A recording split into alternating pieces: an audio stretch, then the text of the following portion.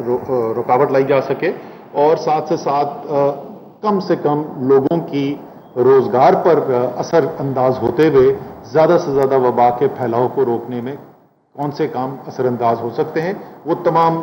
जो हम पहले 3 दफ़ा 3 लहर के अंदर आप देख चुके हैं और आपकी यानी अवाम की, पाकिस्तान के अवाम की शराकत के साथ, आपकी मुआवनत के साथ अल्लाह ताला ने करम किया है और हर दफ़ा हम इसको रोकने में कामयाब हुए हैं और हमने ऐसी सूरत हाल नहीं पैदा होते हुए देखी पाकिस्तान में जैसी हमारे ज़्यादातर हमारे इस खत्ते के अंदर नज़र आई है। पहले आपने देखा था ईरान में जिस किस्म की तबाही आई और अब दोबारा से वहाँ पर बढ़नी शुरू हो गई हैं, सूरत हाल ख़राब है। भारत के अंदर तो जो हुआ वो तो देख के लोग बाकायदा खौफज़दा हो गए थे, किस तरीके से भारत में अस्पतालों में बेड्स की कमी हो गई, ऑक्सीजन की कमी हो गई, फुटपाथ पे पड़े हुए थे मरीज। आजकल पिछले चंद हफ्तों से बांग्लादेश में बहुत ख़राब सूरत हाल है और काफ़ी अरसे से तकरीबन रोज़ाना जो है वहाँ, हालांकि उनकी आबादी हमसे को 30% कम है, लेकिन 200 से ज़्यादा हलाकतें हो रही हैं। इंडोनेशिया में पिछले चंद हफ्तों से बहुत ही ज़्यादा ख़राब हालात हैं, उनकी आबादी हमसे कुछ थोड़ी ज़्यादा है लेकिन बहुत ज़्यादा फ़र्क नहीं है और वहाँ पे 1500, 1600, 1700 हलाकतें हो रही हैं।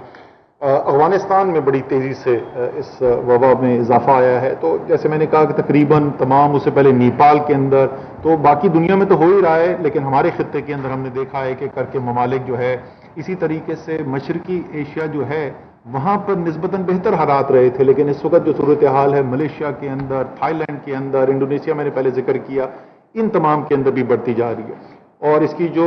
ये वाली जो लहर है, इसकी बुनियाद जो बन रही है वो भारतीय वेरिएंट है। वो जो भारत से वेरिएंट शुरू हुआ इस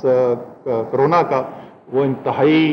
तेज़ी से फैलता है। इससे पहले जो बरतानवी जो वेरिएंट था वो शुरू में जो कोरोना का जो मर्ज था उससे कहीं ज़्यादा तेज़ी से फैलता था, तकरीबन को 60-70% ज़्यादा तेज़ी से फैलता था। और ये जो है भारतीय वेरिएंट, ये उससे भी ज़्यादा को 60-70% ज़्यादा बरतानवी वेरिएंट से भी ज़्यादा तेज़ी से फैलता है। इन सब चीज़ों को देखते हुए जैसे हमने कहा कि बड़े टारगेटेड तरीके से, सेलेक्टेड तरीके से, और वो भी हम शहर टारगेट करेंगे जहां पर हमें ज़्यादा खदशा नज़र आ रहा है। जो उमूमी तौर पर बड़े शहर हैं उसका भी फैसला कल वज़ीर आज़म के साथ मीटिंग के बाद हो जाएगा कि कौन से हमने कर दे। तो एक तो ये हिस्सा था जिसका आपको बताना चाहते थे और आपसे एक दफ़ा फिर अपील करना चाहते हैं कि सबसे बड़ा हथियार जो है वो किसी हुकूमत के हाथ में नहीं है, वो आपके हाथ में। एक आम पाकिस्तानी, एक इनफरादी, अगर आप बड़ी सादा सी हमारे डॉक्टर साहिबान ने जो तदाबीर बताई हुई उस पर अमल करेंगे, उसमें कोई मुश्किल नहीं है। ये मास्क पहनना है आपने जब भी आप भीड़ में हो या ऐसी बंद जगह पर हो, आपने ज़्यादा भीड़ वाली जगह पर जाने से गुरेज करना है और थोड़ा सा फासला रखना है लोगों के साथ जिस वक्त आप एक भीड़ वाली जगह पे हो। इतनी सादा सी चीज़ें हैं, इससे लोगों की सेहत भी का भी हिफाजत हो सकती है।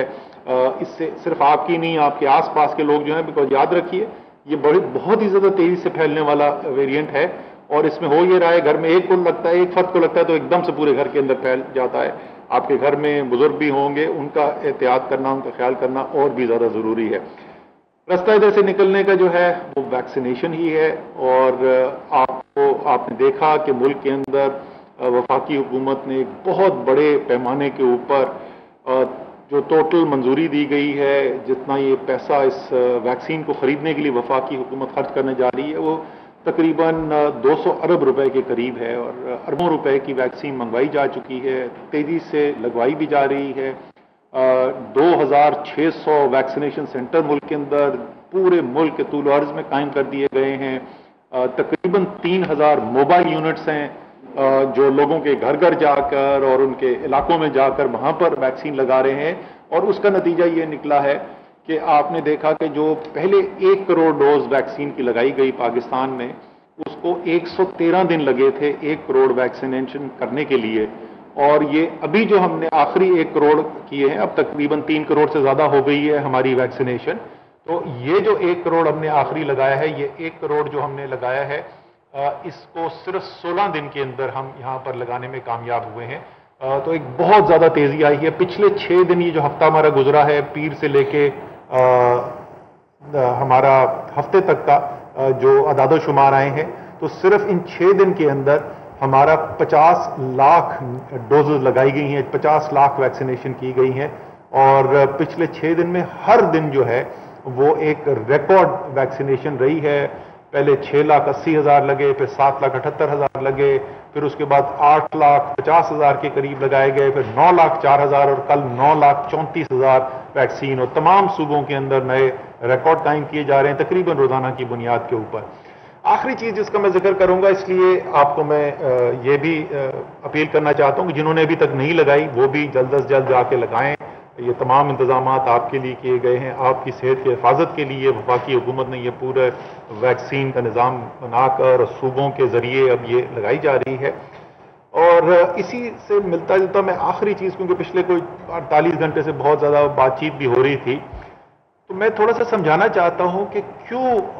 یہ سارا نظام جو بنایا گیا ہے اس میں یہ NCOC کا کیا رول ہے اور اس کی ضرورت کیوں پیش آئی اور اس کی افادیت کیا ہے۔ ہم سے بہت زیادہ امیر ممالک جو ہیں وہاں پر ہم نے دیکھا کہ جو آپ امریکہ کے اندر دیکھ لیں، بہت بڑی حد تک برطانیہ میں یہی مسئلہ دیکھا گیا اور بڑے بڑے ممالک کے اندر، امیر ممالک کے اندر، کہ کیونکہ مربوط نظام نہیں تھا، کیونکہ ایک جگہ نہیں تھی جہاں پہ تمام معلومات آ رہی ہیں، تجزیہ ہو رہا ہے اور پھر وہاں سے ایک جگہ سے فیصلہ نکل کے پورے ملک کے اندر اس کو امپلیمنٹ کیا جا رہا ہے اور پھر اس کو مانیٹر کیا جا رہا ہے۔ تو جو کامیابی پاکستان نے حاصل کی اپنے لیے ہدف سیٹ کرنے کے لیے، وہ بڑے بڑے ممالک نہیں کر سکے۔ اس لیے یہ جو نظام بنایا گیا، سب نے اس کی افادیت دیکھی، اس کے اندر وفاق، اور وفاق میں سول اور ملٹری تمام جتنے کمپوننٹس ہیں وہ ساتھ یکجا ہوئے، یہاں پر تمام صوبے یہاں پر آئے اور اس ایک پلیٹ فارم سے، قومی پلیٹ فارم جو بنا، وہاں سے یہ فیصلہ سازی کی گئی اور اس کے اندر وفاق بھی شراکت دار ہے، صوبے بھی شراکت دار ہیں اور سب نے اس کا فائدہ دیکھا۔ اس لیے ضروری ہے کہ یہ جو 15 ماہ سے اتنا کامیاب نظام ہمارا چلا ہے، ہم اس کو اسی طریقے سے، جو اس کو انگریزی میں کہتے ہیں یو ڈونٹ فکس واٹ اینٹ بروکن، جو چیز ٹوٹی بھی نہیں ہے اس کو جوڑنے کی ضرورت نہیں ہے۔ تو ایک چیز جو کامیاب ہے، جو دنیا میں ہر طرف سے تعریف ہو رہی ہے، وہ انڈیکس کہہ رہا ہے کہ جی دنیا کے اندر 3 بہترین ممالک جس نے دفاع کیا اس میں سے پاکستان ہے۔ تو یہ ضروری ہے کہ اسی طریقے سے ہم ساتھ چلیں۔ خاص طور پہ میں ویکسینیشن کا آپ کو سمجھانا چاہتا ہوں کہ ویکسینیشن کی وجہ سے اور بھی زیادہ ضروری ہو گیا ہے کہ یہ ایک سینٹرل ایک فوکل پوائنٹ ہو جو کہ NCOC کا پلیٹ فارم ہے، کیونکہ ویکسینیشن کامیاب کرنے کے لیے 3 مختلف کام آپ نے کرنے ہیں۔ آپ نے ایک طرف لوگوں کو ترغیب دینی ہے اور ان کو کہنا ہے کہ آپ ویکسین لگانے کے لیے آئیں، یہ پہلا اس کا حصہ ہے کامیابی کا۔ دوسرا اس کا حصہ یہ ہے کہ اتنی تعداد میں ویکسین آپ خرید کر ملک کے اندر لائیں تاکہ وہ لوگ جو ویکسین لگوانے کے لیے آئیں ان کے لیے وافر مقدار کے اندر ویکسین دستیاب ہو اور اس میں کوئی کمی نہ نظر آئے۔ اور تیسرا حصہ وہ ہے کہ وہ ڈسٹریبیوشن سسٹم، وہ نظام جس کے ذریعے یہ ویکسین لوگوں کو لگائی جائے گی، وہ ویکسینیشن سینٹر اور موبائل ویکسینیشن یونٹ جن کا میں نے آپ کو ذکر کیا، وہ 3۔ اب یہ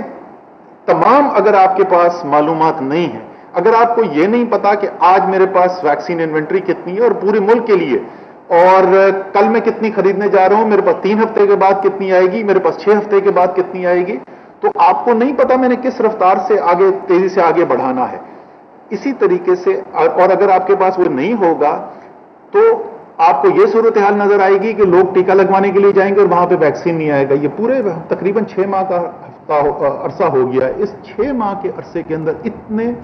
پیچیدہ کمپلیکس سپلائی چین کے ہوتے ہوئے پورے پاکستان کے طول و عرض پہ پھیلا ہوا، جیسے میں نے کہا، اور یہ موونگ پارٹس 3 مختلف چیزوں کو ساتھ چلتے ہوئے صرف 3 یا 4 دن کا عرصہ آیا تھا جس کے اندر ہمیں ویکسین کی کمی کا سامنا کرنا پڑا تھا، شپمنٹس ڈیلے ہوئی تھی۔ اس کے علاوہ الحمدللہ آپ نے دیکھا ہے کہ اتنی بڑی تعداد کے اوپر ویکسین لگنے کے باوجود کمی کہیں محسوس نہیں ہوئی ہے، اور اس کی وجہ ہی یہی سینٹرلائز پلاننگ ہے۔ اسی طریقے سے اگر آپ کو یہ نہیں پتا کہ میں آگے کتنا ڈیمانڈ جنریٹ، یعنی لوگوں میں کتنا آگاہی پھیلا کر میری کامیابی ہو رہی ہے اور جو میں فیصلے کرتے جا رہا ہوں، یا یہ ایک مرکزی لیول سے جو فیصلے ہو رہے ہیں اور لوگوں تک پیغام پہنچایا جا رہا ہے، تو کتنے لوگ آئیں گے، تو پھر آپ کو یہ نظر آتا ہے کہ بہت بڑی تعداد میں لوگ ویکسینیشن سینٹر پہنچ گئے، ان کو وہاں پہ جگہ نہیں مل رہی اب، घंटों घंटों उनको इंतजार करना पड़ रहा है। इसलिए तमाम चीज को जब तक एक सेंट्रलाइज अथॉरिटी पूरी इन तीनों पहलू को सामने रखते हुए फैसला साजी ना करे तो आपके लिए, अवाम के लिए मुश्किलात पैदा होती हैं। तो वबा के फैलाव को रोकने के लिए भी, जैसे मैंने पहले बताया कि जिस कामयाबी से, क्योंकि ये वबा जो है ये बॉर्डर नहीं देखती, इस वबा को ये नहीं पता कि कहाँ खैबर पख्तूनख्वा खत्म हो रहा है और कहाँ पंजाब शुरू हो रहा है, इसको ये नहीं नजर आता कि सिंध किधर खत्म हो रहा है, बलूचिस्तान किधर शुरू हो रहा है। ना ये मुल्कों की कोई सरहद देखती है, इसको भारत, पाकिस्तान और ईरान में कोई फर्क और तमीज नहीं है। तो इसलिए ये जरूरी है कि एक ऐसी चीज जो पाकिस्तान के हर हिस्से को असरअंदाज कर सकती है, और पाकिस्तान जुड़ा हुआ है तमाम बाकी दुनिया के ममालिक के साथ भी। तो मेरा मकसद आज ये आपको बताने का ये था कि ये जो सारा निजाम बनाया गया है और इसकी जो कामयाबी हासिल हुई है, उसका एक खास अंसर ये जो है, ये सेंट्रलाइजेशन जो है, यानी तमाम चीजें एक मरकज पर आकर और वहां से फैसले हों, ये इंतहाई जरूरी है।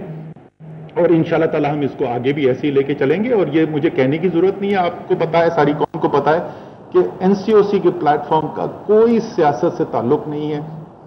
कोई सियासी वाबस्तगी नहीं है। यहां पर जब डिजीज शुरू हुई, जब वबा शुरू हुई थी, 2 मुस्लिम लीग नून की हुकूमतें थी, एक पीपल्स पार्टी की हुकूमत, एक बलूचिस्तान अवामी पार्टी की हुकूमत,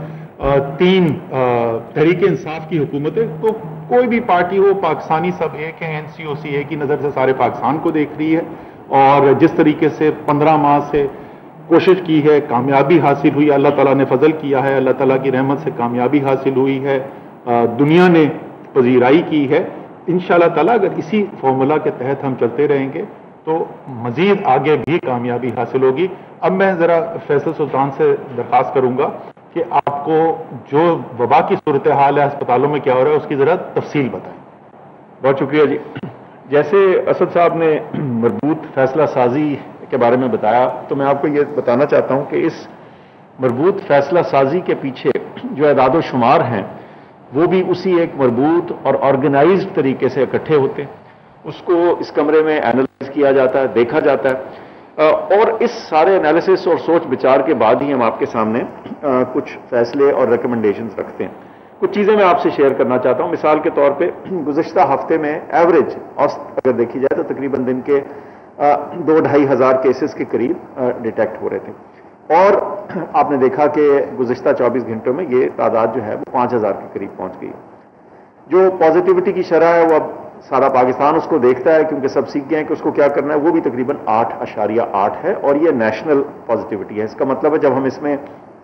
बारीकी में जाएं और इंडिविजुअल शहरों को और सूबों को देखें तो वो इससे भी ज़्यादा हमें इसका शुमार नज़र आता है। अब इस पॉजिटिविटी के बाद जो बहुत अहम चीज़ है, और फिर से मैं आपको मेंशन करूंगा कि ये चूंकि आदाद शुमार यहाँ एक जगह पे आके दिखते हैं और प्रोविंस वाइज होते हैं, शहर के हिसाब से होते हैं, तो हमें हर जगह की सूरत हाल बड़े वाज़े तौर पर नजर आ रही होती है। और 1-2 चीज़ें मैं आपके सामने रखना चाहता हूँ।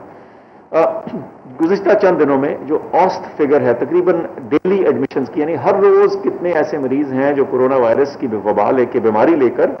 अस्पतालों में दाखिले के लिए पहुंचते हैं, उनकी तादाद तकरीबन 480 से 500 के करीब पहुंच चुकी है।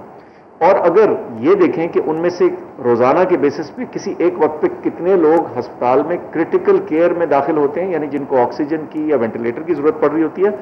तो वो तकरीबन 3,200 के करीब है। इससे ये चीज वाज़ेह होती है कि ना सिर्फ के बीमारी बढ़ी है, ये चौथी वेव जो है कोरोना वायरस की, ये वाज़ेह तौर पे हमारे सामने, हम उसके थ्रू गुजर रहे हैं। लेकिन उसके साथ साथ जो वो दबाव डाल रही है हेल्थ केयर सिस्टम पे, वो भी बड़ा वाज़ेह है। ये दबाव इस वक्त बहुत क्लियरली आपको कराची में तो नजर आ रहा है। 55% के करीब जो क्रिटिकल केयर के बेड्स हैं वो ऑक्यूपाइड हैं, और उसमें इजाफे की भी कोशिश की जा रही है, लेकिन जो मौजूदा फिगर है उसके मुताबिक तकरीबन आधे जो हैं उसमें से उस पर लोग मौजूद हैं। लेकिन उसके अलावा ये दबाव दीगर शहरों में भी नजर आ रहा है, मिसाल के तौर पर एबटाबाद में, इस्लामाबाद में और दीगर। इसी सूरत में और इसी पस मंजर में, जैसे असद साहब ने कहा कि हम कौमी लीडरशिप के साथ कल इस पर मजीद मुशावरत करेंगे और कुछ आगे की गुजारिशात और सिफारिशात पेश करेंगे, ताकि हम इस वबा का मुंह मोड़ सके, रुख मोड़ सकें। आखिर में वैक्सीन का जिक्र असद साहब ने बहुत डिटेल में बता दिया। मैं सिर्फ आपको इतना बताता चलूं कि वाज़े तौर पे जो हमारे यहाँ वैक्सीन लग रही हैं आदाद शुमार के मुताबिक, अगेन यहाँ एक प्लेटफॉर्म पे तमाम اعداد و شمار اکٹھے کرنے کا فائدہ یہ ہے کہ ہمیں لاکھوں نہیں بلکہ کروڑوں لوگوں کو لگی ہوئی ویکسین، اور جو بیچ میں سے اگر کیسز ہوتے ہیں ان ویکسینیٹڈ لوگوں میں، یا جو چند کیسز ویکسینیٹڈ میں بھی ہو جائیں، تو اس کے اعداد و شمار ہمارے سامنے آ جاتے ہیں۔ اور میں آپ کو بتاتے ہوئے مجھے خوشی ہے کہ کم از کم 1/10 کا فرق ہے، یعنی اگر آپ نے ویکسین لگائی ہے تو آپ کو بیماری ہونے کا جو رسک ہے وہ کم از کم 10 گنا کم ہو جاتا ہے۔ تو یہ ساری چیزیں ایک ہی طرف کو پوائنٹ کرتی ہیں کہ ہم وہ تمام جو حفاظتی اقدامات ہیں، ماسک کا پہننا، تھوڑا فاصلہ رکھنا، کمروں کا ہوادار رکھنا، ہجوم میں نہ جانا، اور اس کے ساتھ ساتھ ویکسین کو لگوانا جو ہے، یہ وہی طریقہ کار ہے جس کے ذریعے ہم مکمل طور پہ انشاءاللہ اس چوتھی ویو سے بھی نکل پائیں گے۔ آپ کی تعاون کا اور آپ کی توجہ کا بہت شکریہ۔ معاون خصوصی فیصل سلطان اور سربراہ NCOC Asad Umar press conference کر رہے تھے، اور اسد عمر کا یہ کہنا تھا کہ مربوط حکمت عملی کی وجہ سے ہی پاکستان اب تک بچا ہوا ہے۔ 15 ماہ میں ہم نے یہ کوشش کی کہ وبا کا پھیلاؤ کم سے کم رکھا جائے۔ شہریوں سے انہوں نے اپیل کی کہ SOPs کا خصوصی خیال رکھا جائے، ماسک لگائے جائیں، کیونکہ یہ وبا صرف اسی طرح سے رک سکتی ہے۔ اس کے علاوہ ویکسینیشن کے حوالے سے ان کا یہ بتانا تھا کہ ویکسینیٹ کرنے کی جو سپیڈ ہے، رفتار، وہ بتدریج بڑھاتی جا رہی ہے NCOC۔ کچھ اور خبریں ہوں گی اس بریک کے بعد، آپ ہمارے ساتھ رہیے۔